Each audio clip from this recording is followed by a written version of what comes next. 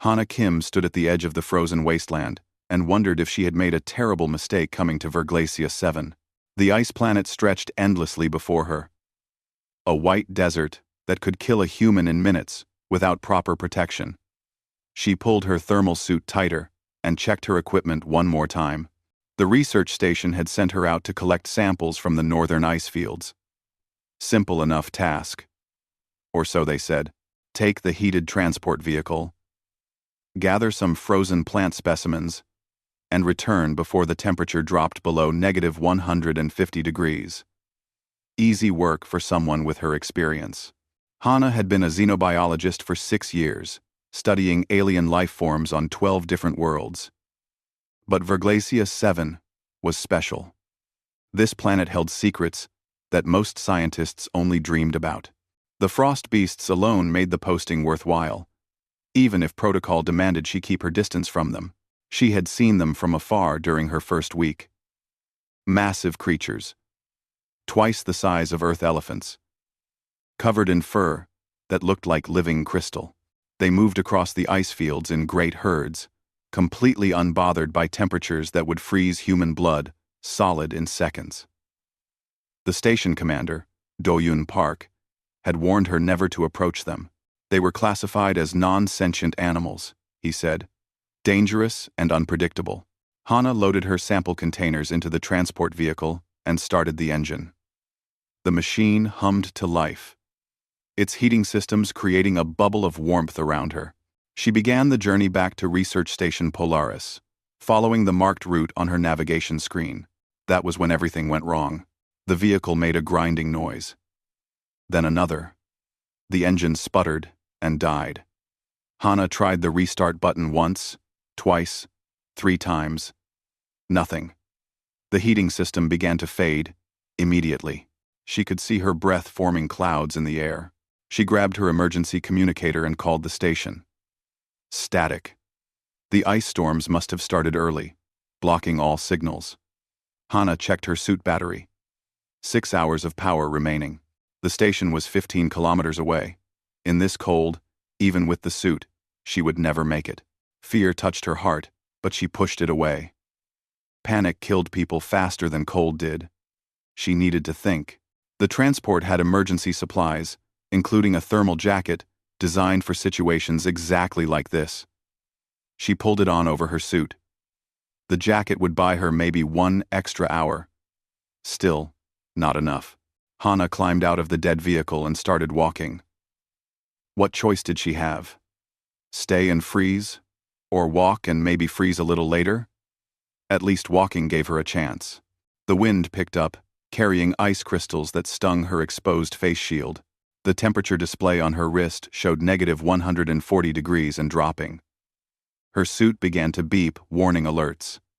She trudged forward, each step requiring more effort than the last. After an hour of walking, Hana heard something. A sound like breaking ice, mixed with a low rumbling cry. She turned and saw it.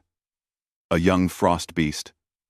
Smaller than the adults she had seen, the creature was lying on the ice, struggling to stand. As she got closer, she saw the problem. Part of its crystalline fur was shattered, broken away in jagged pieces. Dark fluid, probably blood, had frozen around the wound. The frost beast saw her and made a weak sound, not threatening, almost pleading. Hana knew the protocol. Do not approach native fauna. Do not interfere with natural life cycles. Maintain scientific distance at all times. She should walk past and save her own life. But the creature was dying.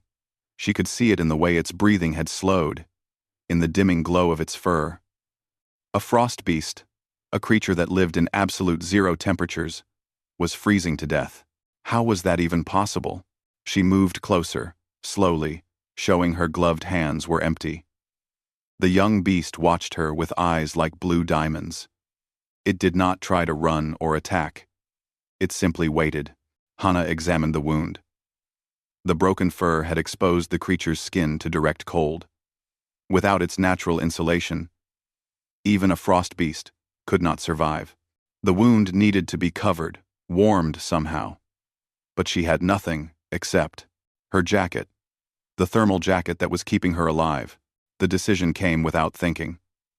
Hana removed the jacket, feeling the cold slam into her like a hammer. Her suit immediately began blaring warnings. 4 hours of battery remaining. Now that the jacket was not providing extra insulation, she had just killed herself. She wrapped the jacket around the frost beast's wound, tucking it as carefully as she could. The jacket's heating elements activated against the creature's skin. The beast made a surprised sound. Then slowly, its breathing steadied. The glow in its crystalline fur grew brighter.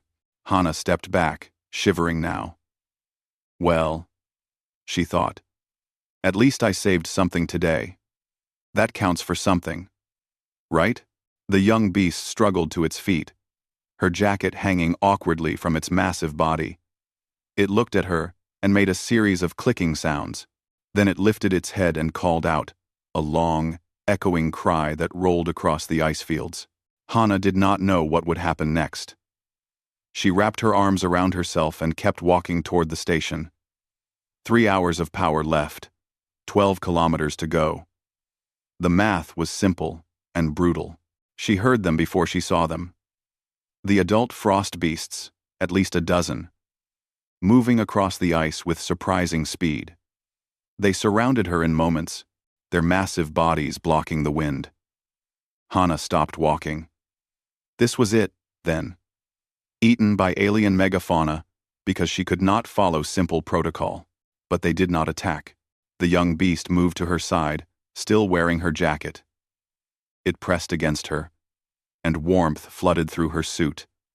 Not burning heat, but a steady, gentle warmth. The other beasts moved closer, forming a circle around her. They were sharing their body heat, she realized.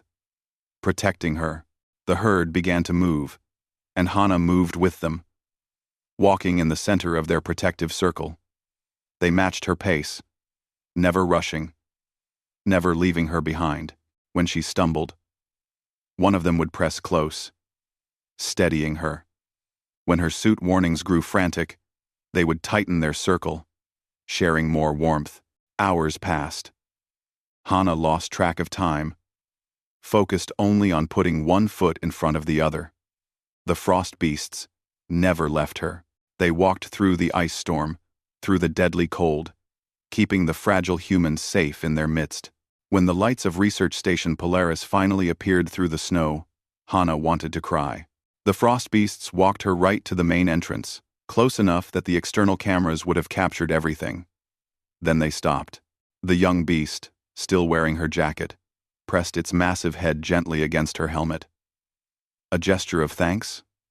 Farewell? Hana reached up and touched its crystalline fur. It was warm. The beasts turned and walked back into the storm, vanishing into the white.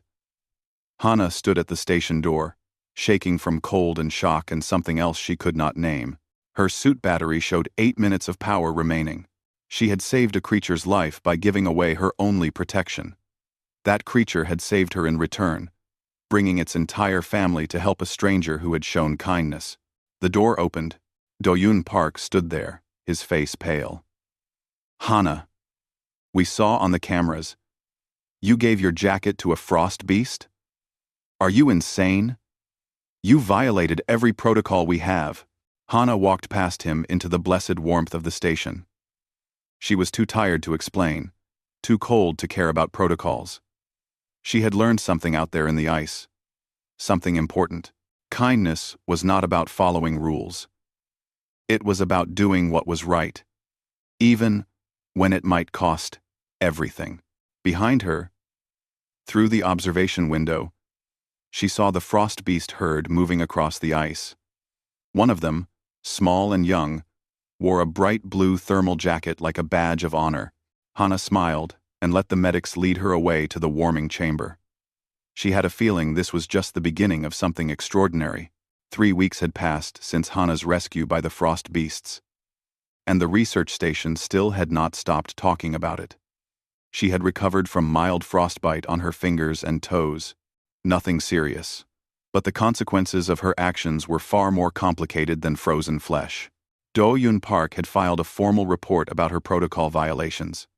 The incident had gone all the way up to Earth Command, where serious people in expensive offices debated whether Hana should be sent home in disgrace. Dr. Minho Choi, the station's lead researcher, had argued on her behalf. The field data she collected was valuable, he said. Her instincts about the frost beasts might be worth exploring. Hana sat in her small quarters, reviewing thermal scans of the ice fields, when her door chimed. Minho entered, carrying 2 cups of coffee. Real coffee shipped from Earth at enormous expense. You are not being sent home, Minho said, handing her a cup. But you are on observation status. No more solo field trips. Hana wrapped her hands around the warm cup. I understand. Thank you for speaking up for me. Minho sat down across from her. He was older, maybe 50, with gray streaking his dark hair. He had been studying Verglasia 7 for 10 years, longer than anyone else at the station. I spoke up because I think you discovered something important. The frost beasts have never shown interest in humans before. Never. In 10 years of observation, they have always avoided us. But they saved you. I saved one of them first, Hana said quietly. Exactly. That is the interesting part. Minho pulled up a holographic display between them. Come to the observation deck. There is something you need to see. They walked through the station corridors, past other researchers who gave Hana curious looks. Some seemed impressed by what she had done. Others clearly thought she was reckless and stupid. Hana ignored them all. The observation deck was a large room with floor-to-ceiling windows, looking out over the ice fields. Several researchers were already there, clustered around the windows. Among them was Jiho Kwon, the station's xenolinguist, a thin man with quick eyes who specialized in alien communication patterns. There, Jiho said, pointing out the window. They have been doing this for 2 days now. Hana looked, and her breath caught. The frost beast herd was gathered outside the station, maybe 200 meters away. Close enough to see clearly, but not threatening. They moved in strange patterns, circling, creating shapes in the snow. The young beast she had helped was there too. And it still wore the remains of her thermal jacket, now tattered and faded, but somehow still intact. What are they doing? Hana asked. We think they are trying to communicate, Jiho said, excitement clear in his voice. Watch. They repeat the same patterns every few hours. The frost beasts moved in a spiral, then broke apart, then reformed in straight lines. They reminded Hana of birds flocking, but more deliberate, more purposeful. The young beast always stayed at the center of the patterns. They have never done this before? Hana asked. Never, Minho confirmed. In all our years here, frost beasts have avoided the station. They pass by, but they never stop, never approach. This is completely new behavior. It started the day after they brought you back, Jiho added. The first morning, one frost beast came close to the station. The young one, wearing your jacket. It made sounds we had never heard before. Then more came. Now they perform these patterns twice a day. Hana pressed her hand against the cold window. The young beast, as if sensing her attention, turned and looked directly at her. Even from this distance, she could see the blue glow of its eyes. Can you understand what they are saying? She asked Jiho. The linguist shook his head, frustrated. Their vocal patterns are beyond standard communication analysis. But I have been running thermal scans. He pulled up data on his tablet. Look at this. When they move, they create heat signatures. The patterns they make are not random.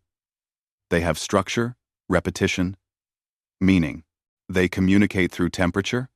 Hana studied the thermal images. Bright spots of warmth against the frozen landscape, forming complex designs. We think so. Maybe not just temperature, but thermal frequencies we cannot detect without equipment. Jiho zoomed in on one section of the scan. Human bodies operate in a narrow thermal range. We never thought to look for communication in heat patterns. But your jacket. My jacket had heating elements, Hana said, understanding flooding through her. When I put it on the young beast, it created a thermal signal they could understand. My jacket had heating elements. Exactly. Jiho practically bounced with excitement. You accidentally spoke to them in their own language. Minho stroked his chin thoughtfully. If they communicate through thermal patterns, and if they are trying to talk to us now, then we need to consider a difficult question. Are the frost beasts sentient? The observation deck went quiet. Sentience was the line that separated animals from people, resources from citizens. If the frost beasts were truly sentient, everything changed. We need more time to study this, Minho said. I will request an extension on the mining surveys. Hana's head snapped around. Mining surveys? What mining surveys? Minho looked uncomfortable. The Helios Extraction Corporation has permits to begin mining operations on Verglasia 7. They have been waiting for winter to end. The planet has valuable minerals deep in the ice. The surveys are scheduled to start in 30 days. What about the frost beasts? Hana demanded. They are classified as non-sentient megafauna.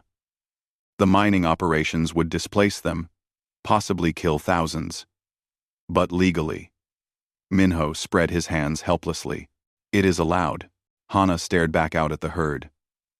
The frost beasts continued their patterns, unaware that their home was about to be torn apart for profit. The young beast still wore her jacket like a symbol of hope. We have to prove they are sentient, she said. In 30 days, Jiho said quietly. Doyun received the official notification this morning. Prove sentience in 30 days. Or the mining goes forward. Can we do it? Hana looked at both men. Minho hesitated. Proving sentience is incredibly difficult. We need evidence of complex thought, culture, language, abstract reasoning.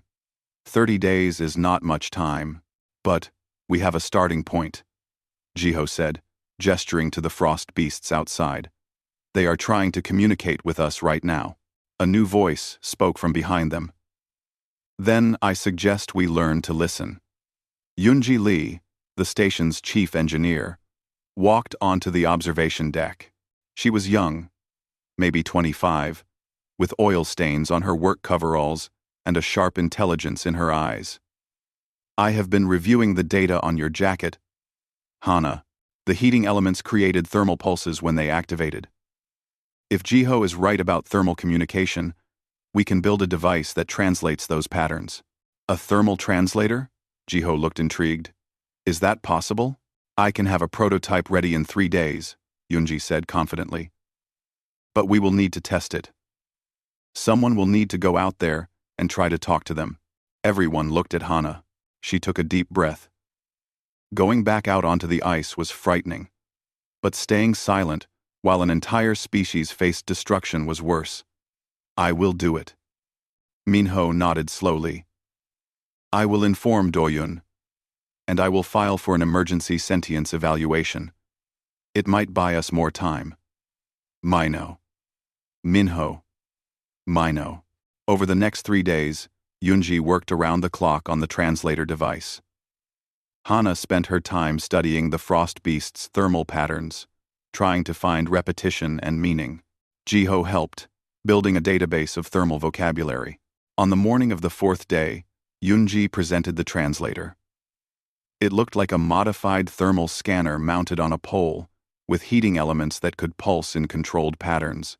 It should allow you to receive their thermal communication and send basic responses, Yunji explained. The heating elements can create simple patterns. Think of it like learning a new language. With only a few words, Hana held the device carefully. What do I say to them? Jiho smiled. Start with hello. Every conversation begins there. That afternoon, with Doyun's reluctant permission, Hana walked out of the station toward the waiting frost beast herd. She carried the thermal translator and a heart full of hope. The young beast saw her first and came forward, still wearing her battered jacket. The other beasts watched, silent and still. Hana activated the translator. The device hummed, reading the thermal patterns in the air around her. Then she triggered the heating elements. Sending out a simple pulse of warmth, the young beast responded immediately, its body flaring with complex thermal signals. The translator screen filled with data, patterns that Jiho had identified as possibly meaning greeting, question, and welcome. Hana smiled behind her helmet. "Hello to you too," she whispered. "We have so much to learn from each other." The frost beasts moved closer, surrounding her but not threatening. They began to create thermal patterns together, a symphony of warmth in the frozen air. And for the first time in human history, two species began to truly speak. The thermal translator changed everything. Over the next 2 weeks, Hana spent hours each day outside with the frost beasts. Learning their language of warmth, Jiho worked beside her, documenting every pattern, building a vocabulary that grew larger each day. What started as simple greetings evolved into complex exchanges. The young beast, whom Hana had started calling Glacier, became their primary contact. Glacier was patient with the clumsy human attempts at thermal speech, repeating patterns slowly, waiting for understanding. Through Glacier, they learned that frost beasts did not just communicate through temperature, they thought in thermal patterns, dreamed in gradients of heat, and built their entire civilization around the concept of shared warmth. "Look at this," Jiho said one evening in the research lab. He pulled up thermal scans of the ice fields taken from orbit. "We always thought these were natural formations. But look here. And here." He highlighted sections of the scan. "These are structures. Cities, Hana. The frost beasts have cities carved from ice, only visible in infrared." Hana leaned closer to the screen. The structures were beautiful. Elegant spirals and arches that flowed across the landscape like frozen art. Entire communities lived in those thermal architectures, generations of frost beasts building and maintaining a civilization humans had never noticed. "We have been so blind," Minho said quietly. He stood behind them, reviewing the data with tired eyes. 10 years I have studied this planet, and I never saw what was right in front of me. We assumed they were just animals because they did not speak in ways we understood." "The mining operation," Hana said. "Do they know?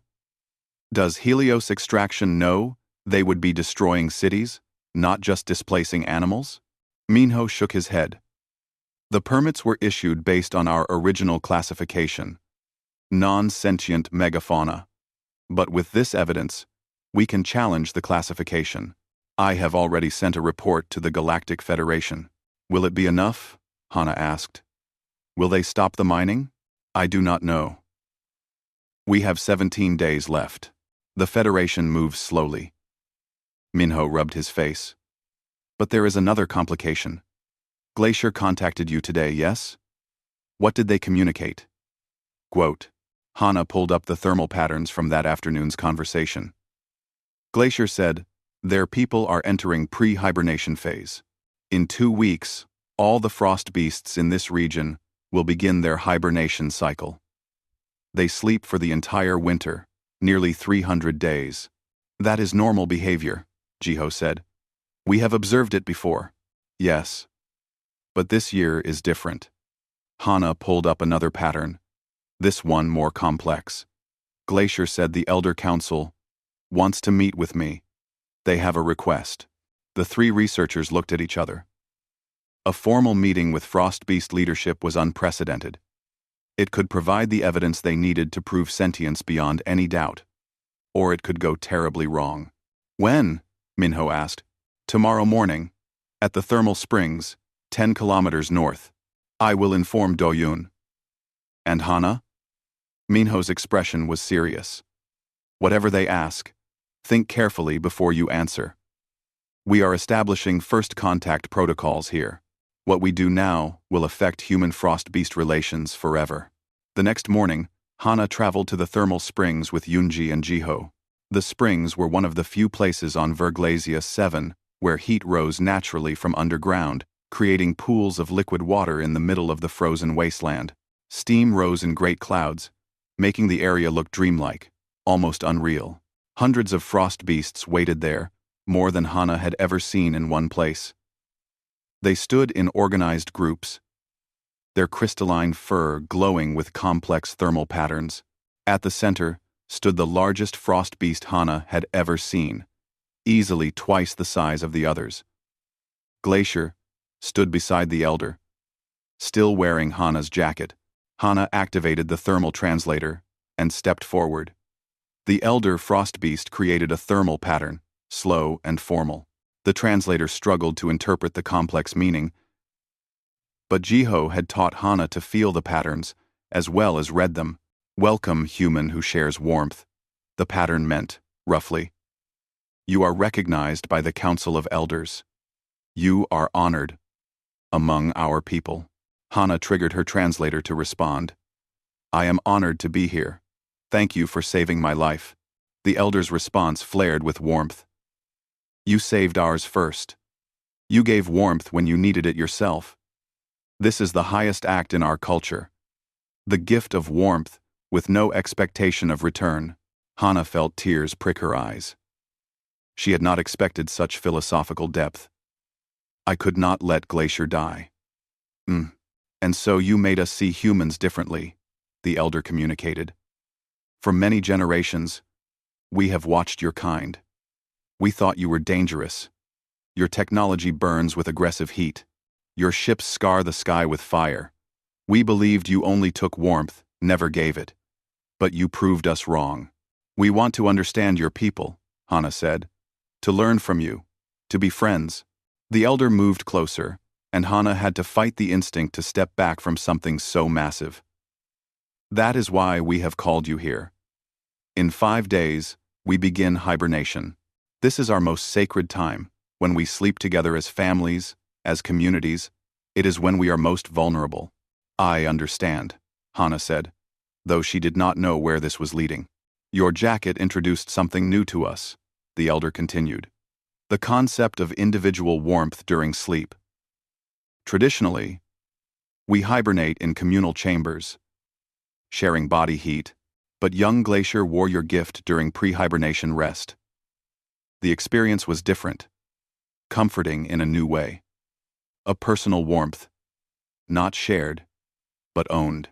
Glacier stepped forward and created their own pattern.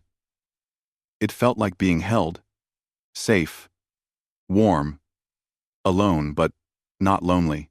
Hana began to understand what they were asking, and her heart sank. You want jackets for hibernation? Yes, the elder confirmed. Before we sleep, we wish to experience the human ritual of wearing jackets, not because we need them for warmth, but because they represent what you have taught us, that different kinds of beings can share warmth in new ways. That kindness can cross species.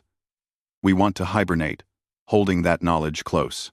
Jiho made a small sound beside Hana. She glanced at him and saw the same concern she felt reflected in his eyes. How many? She asked quietly.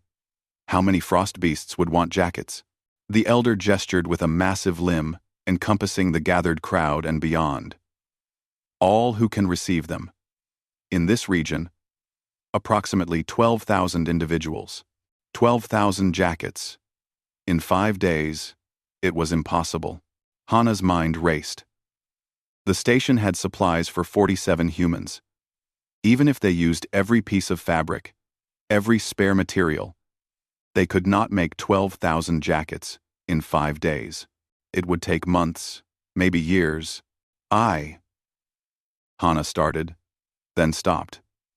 How did she explain limitations to beings who could carve cities from solid ice? We want to help, but humans are few here. Only 47 of us. Making 12,000 jackets in 5 days is beyond our ability. The thermal pattern the elder created next was tinged with what Hana had learned to recognize as sadness. We understand. We ask for what may be impossible, but we thought we should ask.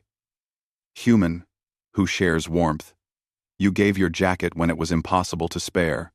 We hoped you might find a way. Glacier added their own pattern. If not all can have jackets, we understand. Those who hibernate without them will simply sleep the traditional way. Our request has been made. We will accept whatever answer you can give. The Elder Council began to disperse, the meeting clearly over. Hana stood frozen, watching them go. Glacier remained for a moment longer, their thermal patterns soft and understanding. Then they too turned and walked into the mist. Yunji spoke first. We cannot make 12,000 jackets in 5 days. We cannot even make 1,000, Jiho added. Hana stared at the thermal springs, watching steam rise into the cold air. The frost beasts had not demanded. They had asked, politely, with full understanding, that the answer might be no. They would accept whatever happened with grace. But Hana could not accept it. These beings had saved her life. They had changed her understanding of what intelligence and civilization could look like. They had opened their culture to humans, sharing knowledge and friendship. And now they asked for one thing. One gesture of reciprocal kindness. We can teach them to make their own, Hana said suddenly. Yunji and Jiho stared at her. Think about it, Hana continued, excitement building in her voice. We cannot make 12,000 jackets, but we can teach the frost beasts how to make them. They are master craftspeople. They carve entire cities from ice. If we show them the technique, provide materials, work together, it might work, Yunji said slowly. We have the design. We can simplify it, adapt it for their anatomy. And there are native materials here, ice lichen that could be woven. We have 5 days, Jiho reminded them. Can we teach an entire civilization to make jackets in 5 days? Hana smiled. I gave my jacket to Glacier when I had minutes to live. They returned to the station and presented the plan to Minho and Doyun.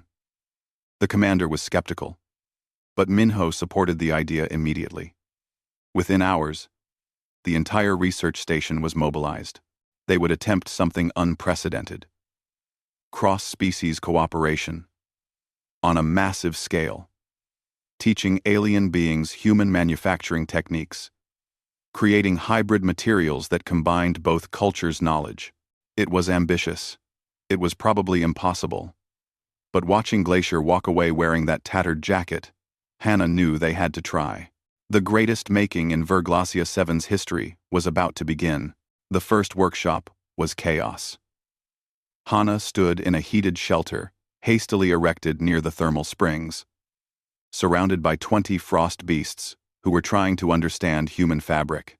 The creatures were incredibly gentle despite their size, but their massive limbs were designed for shaping ice, not threading needles or tying knots. No, like this. Yunji demonstrated again, slowly pulling thread through fabric. See? In and out. You create a pattern. A frost beast tried to mimic her movements. The needle snapped. The creature made a sound that the thermal translator interpreted as embarrassment. It is okay, Hana said quickly. Try again. Learning takes time. But time was exactly what they did not have. 4 days and 18 hours until hibernation began. 4 days to teach 12,000 frost beasts, a completely foreign skill. Sora Nam, the station's botanist, returned from the ice fields with samples of native lichen. She had been working non-stop to find materials that could be woven into fabric. Look at this, she said, spreading the lichen on a work table. It is naturally thermal conductive. If we process it correctly, it could serve the same function as synthetic heating elements. Minho examined the samples. Can we harvest enough? The frost beasts know where it grows in abundance, Sora said.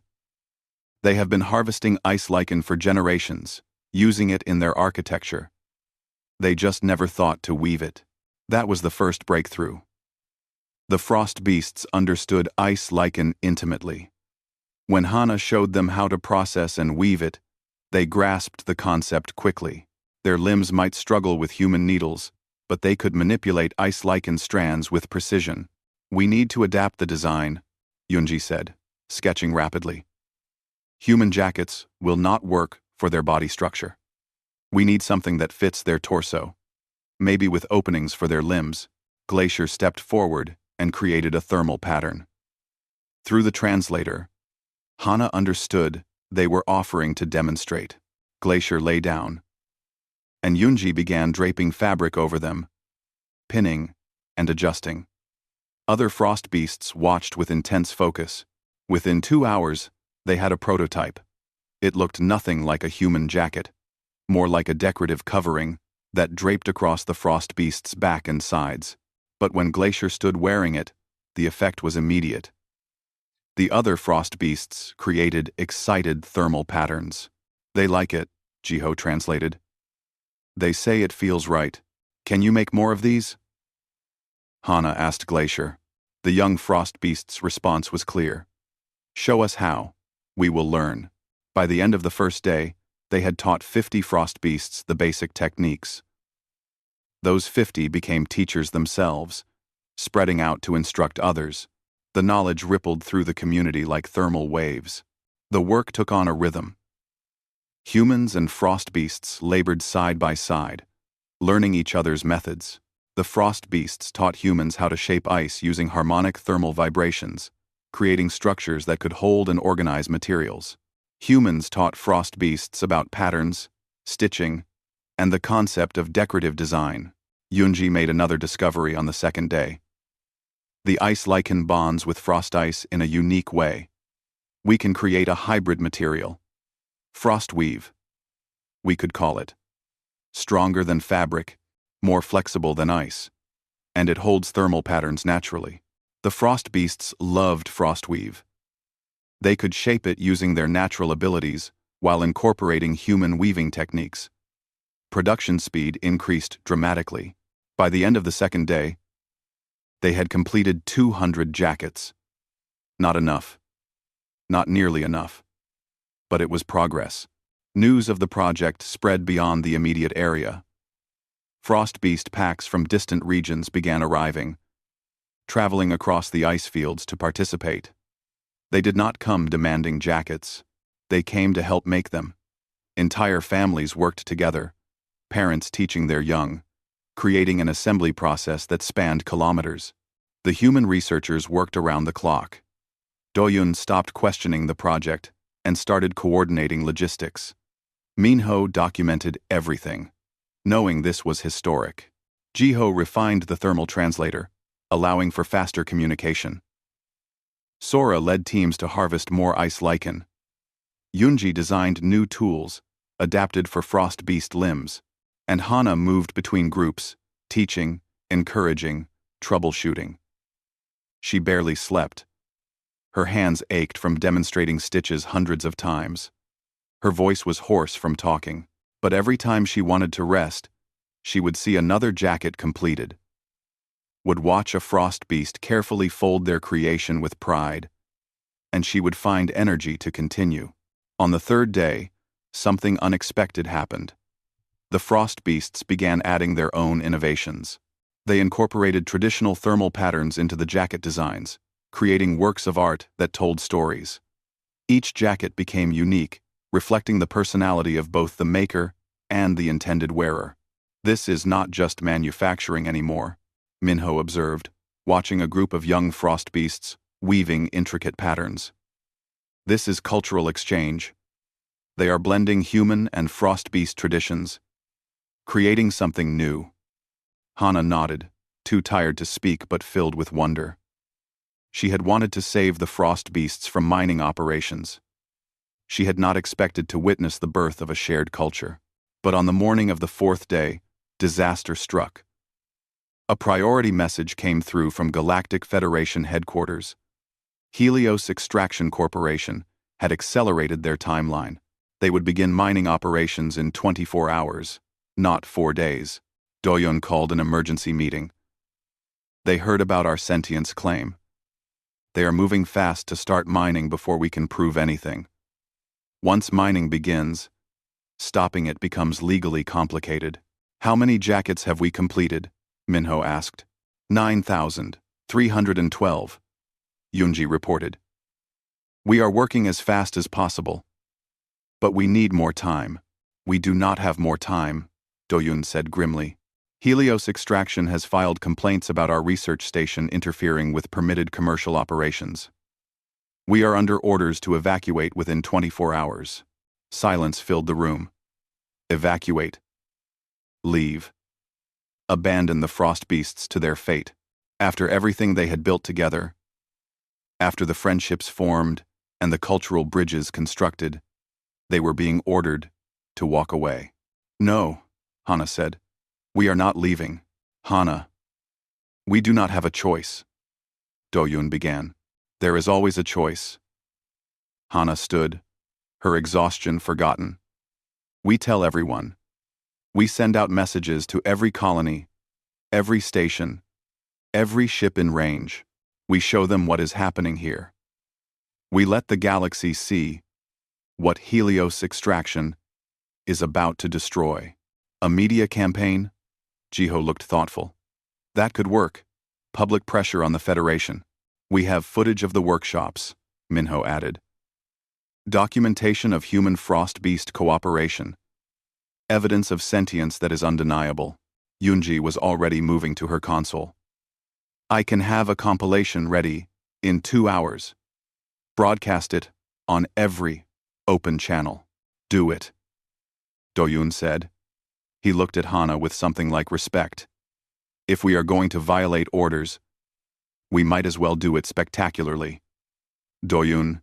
Hana went back outside to where Glacier was working with a group of juvenile frost beasts. She explained the situation through the thermal translator.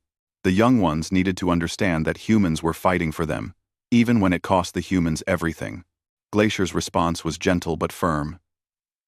How? Hana asked. We make jackets faster. We work through the night. We show the galaxy what we can do. Glacier turned to the other frost beasts and created a complex thermal pattern. Hana watched it ripple through the crowd, carried from one beast to another, spreading across the ice fields. Within minutes, the response came. Not hundreds, but thousands of frost beasts began moving toward the workshop sites. Packs that had been resting, preparing for hibernation, changed their plans. Elders who had planned to hibernate in traditional ways decided to participate. The entire regional population mobilized. What did you tell them? Hana asked Glacier. That you gave your jacket when you had nothing else to give. That you taught us when you had no obligation to teach. That you fought for us when it would have been easier to walk away. Glacier's thermal pattern was warm and proud. I told them what humans truly are. And they decided to show you what we truly are. The last 24 hours became legendary. Humans and frost beasts worked without sleep, pushing through exhaustion. More jackets were completed in that single day than in the previous 3 combined. The workshops transformed into celebrations. Frost beasts sang thermal songs that humans could now partially understand. Humans shared stories of Earth, of other worlds, of the galaxy beyond Verglasia 7. Yunji's broadcast went out at midnight. Within hours, responses began flooding in. Independent ships changed course to Verglasia 7. Colonists from a dozen systems sent messages of support. Scientists, activists, and ordinary citizens watched the footage of humans and frost beasts creating together and demanded the Federation intervene. As dawn broke on the 5th day, the day Helios Extraction was scheduled to begin mining, Hana stood in the center of the largest workshop and counted the completed jackets. 11,943. They were still short. Nearly 1,000 frost beasts would hibernate without jackets, but Glacier and the Elder Council were not disappointed. More than we dreamed, the Elder communicated. More than we hoped. You have given us a gift beyond measure. In the distance, Hana saw ships entering orbit. Not corporate mining vessels, but independent cargo ships. Their holds full of fabric donated by sympathetic colonists. The galaxy had responded. Help was arriving. The frost beasts began their migration to the hibernation caverns. And Hana, exhausted but triumphant, watched them go. each beast wearing a jacket unique and beautiful, a symbol of what two species could accomplish together. The cargo ships arrived throughout the morning, dozens of them, dropping supplies onto the ice fields. Independent traders, colony support vessels, even a few private yachts. People from across the galaxy had seen Yunji's broadcast and responded with whatever they could spare. Fabric, thread, heating elements, tools. Some ships carried volunteers who wanted to help complete the remaining jackets. Hana stood on the observation deck, watching the landing pattern with tears in her eyes. She had sent out a call for help, not knowing if anyone would answer. But the galaxy had spoken clearly. What was happening on Verglacia 7 mattered. Helios Extraction's mining ship has stopped its approach, Doyun reported, reading from his command console. They are holding position in high orbit. The Federation has issued a temporary halt on all mining operations, pending review. How temporary? Minho asked. Unknown, but we bought time. Doyun looked at Hana. Your broadcast caused quite a reaction. Several Federation representatives are demanding an emergency session on Verglacia 7's classification. Media outlets across 12 systems are covering the story. What about us? Jiho asked. Are we still under orders to evacuate? Doyun smiled slightly. Those orders have been temporarily suspended. It seems that forcing humans to abandon sentient beings they are protecting would look very bad on the news. The volunteers who arrived were a diverse group. Human colonists from nearby systems, yes, but also a few Quillari traders who worked with textiles, and even 2 Venthian scientists who wanted to study the thermal communication breakthrough. They all wanted the same thing: to help finish the jackets before hibernation began. The deadline was now measured in hours, not days. The frost beasts' biological clocks were precise. When the sun reached a specific angle in the sky, hibernation would begin whether they were ready or not. The species had no choice in the matter. It was programmed into their very biology. The final push was frantic but joyful. Humans, frost beasts, and the new volunteers worked side by side. Production lines formed organically, each person or beast contributing what they did best. The workshops expanded across the ice fields, dozens of temporary shelters filled with the sounds of creation. Hana worked alongside Glacier, helping to complete jackets for the young beast's pack.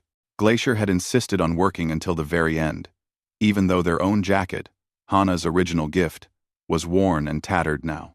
You should rest, Hana said through the thermal translator. You need strength for hibernation. I will rest for 300 days, Glacier responded, their thermal pattern tinged with humor. Right now, I help my family. By mid-afternoon, the count reached 11,998, 2 jackets short of 12,000. Close enough that it felt like victory. But Hana thought about the 2 frost beasts who would hibernate without jackets. She knew the Elder Council had said it was acceptable, that the traditional method was fine, but it still bothered her. Sora appeared at her elbow, breathless from running. Hana, you need to come see this. They hurried to the main hibernation cavern, the great thermal cave, where most of the regional population would sleep. Thousands of frost beasts were already gathering, each wearing their unique jacket. The sight was breathtaking, crystalline giants wrapped in colors and patterns, looking like mobile artwork against the white ice. But what Sora wanted to show her was something else. A group of young frost beasts, barely adolescents, were standing near the entrance. They held 2 jackets they had made themselves, working through the night. The jackets were smaller, simpler than the others, but carefully constructed, with obvious love. These are for the 2 who would have gone without. One of the young ones communicated through thermal patterns. We are old enough to hibernate without jackets. We understand the tradition, but we wanted everyone else to have this gift. Hana knelt in the snow, overwhelmed. These young frost beasts were giving up their own jackets so others could have them. The generosity was humbling. It was exactly what she had done for Glacier, reflected back through an alien culture that had learned the value of sacrifice. Thank you, she said through the translator. This is beautiful. The young frost beasts made pleased sounds and bounded away to join their families. 12,000 jackets. Completed just as the sun reached the hibernation angle. The ceremony that followed was unlike anything humans had witnessed before. The frost beasts entered the great thermal cave in organized groups, families, and packs together. They arranged themselves in the enormous chamber, settling into comfortable positions. Their jackets glowed softly in the darkness, lit by the thermal patterns woven into the frost weave. Hana and the other humans watched from a safe observation point near the cave entrance. The Elder Council had invited them to witness this sacred moment, an honor never before given to outsiders. The Elder created one final thermal pattern before settling down to sleep. The translator worked to interpret the complex meaning. We hibernate wearing symbols of friendship. We sleep knowing we are not alone in the universe. When we wake in 300 days, we will remember that kindness can cross any divide. Thank you, humans. Thank you, Hana, who shares warmth. Then, as if following an unspoken signal, 12,000 frost beasts closed their eyes and began their hibernation. The cave filled with the sound of deep, synchronized breathing. The thermal patterns in their jackets pulsed gently, creating a light show of breathtaking beauty. Glacier was the last to sleep. The young beast looked at Hana one more time and created a simple thermal pattern. Friends, friends, Hana echoed, tears streaming down her face. In the days that followed, the galaxy made its decision. The Galactic Federation held an emergency session and reviewed all the evidence from Verglacia 7. The footage of human frost beast cooperation was undeniable. The thermal communication breakthrough proved linguistic capability. The Jacket Project demonstrated culture, art, and complex social organization. The ruling came down officially. Frost beasts were sentient beings with all rights and protections under Federation law. Verglacia 7 was classified as a protected world. Helios Extraction's mining permits were permanently revoked. The company protested, threatened legal action, but public opinion was against them. Who could watch frost beasts carefully crafting jackets and call them animals? Research Station Polaris was redesignated as Embassy Station Polaris. Hana was offered the position of first ambassador to the frost beasts. She accepted immediately. Her team formed the core of permanent human presence on the planet. Minho as senior researcher. Jiho as chief translator. Yunji as technology liaison. Sora as environmental specialist. And Doyun as station commander. The humans spent the long winter preparing. They built better facilities, refined the thermal translator technology, and studied everything they could about frost beast civilization. They were ready to truly understand their new friends when hibernation ended. But something unexpected happened during that winter. About 200 days into the hibernation cycle, the thermal sensors detected unusual activity in the Great Thermal Cave. Patterns unlike anything they had recorded before. Complex and beautiful, rippling through the sleeping frost beasts. Are they okay? Hana asked, worried. Jiho studied the patterns for hours, comparing them against their entire database of thermal communication. Finally, he looked up with wonder in his eyes. They are dreaming. All of them. Together. The jackets are creating a shared dream space. What are they dreaming about? Yunji asked. I cannot translate dreams, Jiho admitted. But the patterns include references to humans, to warmth, to friendship. They are dreaming about us, Hana, about what we built together. The shared dreaming continued throughout the winter. The thermal patterns wove stories that the humans could partially understand. Stories of kindness, of cooperation, of two species learning to communicate.